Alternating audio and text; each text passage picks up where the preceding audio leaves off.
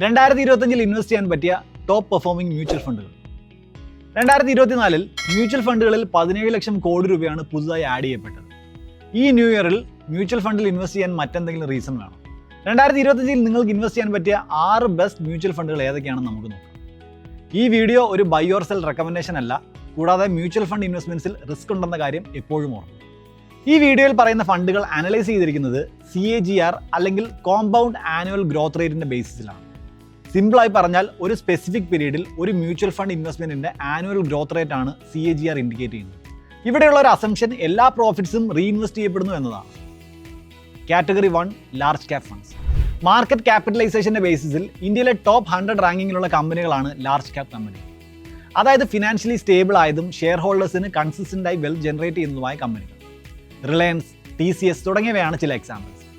Strong reputation ഉള്ള അത്തരം large cap കമ്പനികളിൽ ഇൻവെസ്റ്റ് ചെയ്യുന്ന മ്യൂച്വൽ ഫണ്ടുകളാണ് ലാർജ് ക്യാപ് ഫണ്ടുകൾ.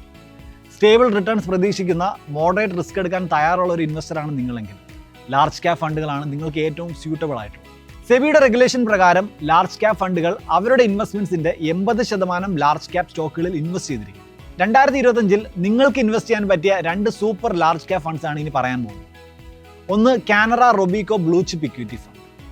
ഈ കാറ്റഗറിയിൽ ടോപ്പ് പൊസിഷനിൽ നിൽക്കുന്നത് Canara Robeco blue chip equity ഫണ്ടാണ്. 2010 ഈ ഫണ്ട് ലോഞ്ച് ചെയ്തത്. ഈ ഫണ്ടിൽ ഇൻവെസ്റ്റ് ചെയ്യാൻ വേണ്ട മിനിമം എമൗണ്ട് 5000 രൂപയാണ്. ഈ ഫണ്ടിന്റെ 1 ഇയർ CAGR 18.9%. കഴിഞ്ഞ 5 വർഷത്തിൽ 17.3% റിട്ടേൺ നൽകിയ ഈ ഫണ്ടിന്റെ 10 ഇയർ CAGR 13.7%. അതായത് 5 വർഷം മുമ്പ് നിങ്ങൾ ഈ ഫണ്ടിൽ 5000 രൂപ ഇൻവെസ്റ്റ് ചെയ്തിരുന്നെങ്കിൽ ഇന്നത് 11,887 രൂപ 90 പൈസയായി വളരുമായിരുന്നു. രണ്ടാമതായി ICICI Prudential blue chip fund. Large cap ഫണ്ട്സിൽ സെക്കൻഡ് പൊസിഷനിൽ നിൽക്കുന്നത് ICICI പ്രൊഡൻഷ്യൽ ബ്ലൂ ചിപ്പ് ഫണ്ടാണ്. 2008 ഈ ഫണ്ട് ലോഞ്ച് ചെയ്തത്. വെറും 100 രൂപയുണ്ടെങ്കിൽ ഈ ഫണ്ടിൽ ഇൻവെസ്റ്റ് ചെയ്യാവുന്നതാണ്. 18% ഈ ഫണ്ടിന്റെ 1 വർഷത്തെ CAGR. 5 വർഷത്തെ CAGR 18.4%, 10 വർഷത്തെ CAGR 13.9%. 5 വർഷം മുമ്പ് നിങ്ങൾ ഈ ഫണ്ടിൽ 5000 രൂപ ഇൻവെസ്റ്റ് ചെയ്തിരുന്നെങ്കിൽ ഇന്നത് 11,619 രൂപ 26 പൈസയായി വളരുമായിരുന്നു. Category 2 mid cap funds.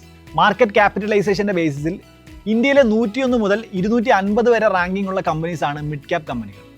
Kalyan jewellers, സ്വിസ്ലോൺ energy തുടങ്ങിയവയാണ് ചില എക്സാമ്പിൾസ്. മീഡിയം സൈസുള്ള ഈ കമ്പനികളിൽ ഇൻവെസ്റ്റ് ചെയ്യുന്ന മ്യൂച്വൽ ഫണ്ടുകളെ മിഡ് ക്യാപ് ഫണ്ടുകൾ എന്ന് പറയുന്നു. ലാർജ് ക്യാപ് ഫണ്ടുകളെ വെച്ച് നോക്കുമ്പോൾ മിഡ് ക്യാപ് ഫണ്ടുകൾക്ക് ഗ്രോത്ത് പൊട്ടൻഷ്യലും വോളറ്റാലിറ്റിയും കൂടുതലായിരിക്കും. സെബിയുടെ റൂൾ അനുസരിച്ച് മിഡ് ക്യാപ് ഫണ്ടുകൾ അവരുടെ ഇൻവെസ്റ്റ്മെന്റ്സിന്റെ 65% മിഡ് ക്യാപ് സ്റ്റോക്സിൽ നിർബന്ധമായും ഇൻവെസ്റ്റ് ചെയ്യണം. 2025 നിങ്ങൾക്ക് ഇൻവെസ്റ്റ് ചെയ്യാൻ പറ്റിയ 2 best performing mid cap funds ഏതൊക്കെയാണെന്ന് നോക്കാം. ഒന്നാമതായി Motilal Oswal mid cap fund. Mid cap ഫണ്ട്സിൽ ടോപ്പ് റാങ്കിംഗ് ഉള്ള ഫണ്ടാണ് Motilal Oswal mid cap fund. 2014 ഈ ഫണ്ട് ലോഞ്ച് ചെയ്തത്. 500 രൂപയുണ്ടെങ്കിൽ ഈ ഫണ്ടിൽ ഇൻവെസ്റ്റ്മെന്റ് സ്റ്റാർട്ട് ചെയ്യാവുന്നതാണ്. ഈ ഫണ്ടിന്റെ 1 വർഷത്തെ CAGR 54.8%. 5 വർഷത്തെ ഗ്രോത്ത് റേറ്റ് 33%, 10 വർഷത്തേത് 20.5%.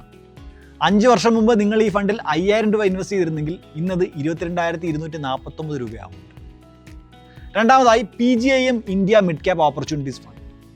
മിഡ് ക്യാപ് കാറ്റഗറിയിൽ സെക്കൻഡ് പൊസിഷനിൽ നിൽക്കുന്നത് PGIM India mid cap opportunities ഫണ്ടാണ്. 2013 ഈ ഫണ്ട് ലോഞ്ച് ചെയ്തത്.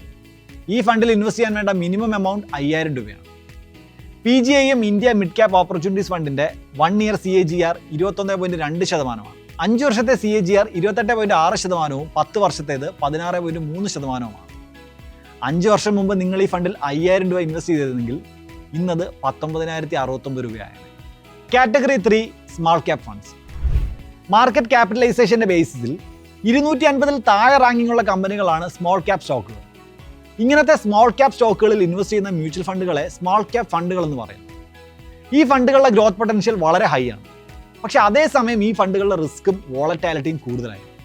സെബിയുടെ റെഗുലേഷൻ പ്രകാരം സ്മോൾ ക്യാപ് ഫണ്ടുകൾ അവരുടെ ഇൻവെസ്റ്റ്മെന്റ്സിന്റെ 65% സ്മോൾ ക്യാപ് സ്റ്റോക്കുകളിൽ നിർബന്ധമായും ഇൻവെസ്റ്റ് ചെയ്തിരിക്കണം. 2025 നിങ്ങൾക്ക് ഇൻവെസ്റ്റ് ചെയ്യാൻ പറ്റിയ 2 സൂപ്പർ സ്മോൾ സ്റ്റാക്ക് ഫണ്ടുകൾ ഏതൊക്കെയാണെന്ന് നോക്കാം. ഒന്നാമതായി Nippon India small cap fund. Small cap കാറ്റഗറിയിൽ ഫസ്റ്റ് പൊസിഷനിലുള്ളത് നിപ്പോൺ ഇന്ത്യ സ്മോൾ ക്യാപ് ഫണ്ടാണ്. ഈ ഫണ്ട് ലോഞ്ച് ചെയ്തത് 2010 നിപ്പോൺ ഇന്ത്യ സ്മോൾ ക്യാപ് ഫണ്ടിൽ ഇൻവെസ്റ്റ്മെന്റ് ചെയ്യാൻ വേണ്ട മിനിമം എമൗണ്ട് 5000 രൂപയാണ്.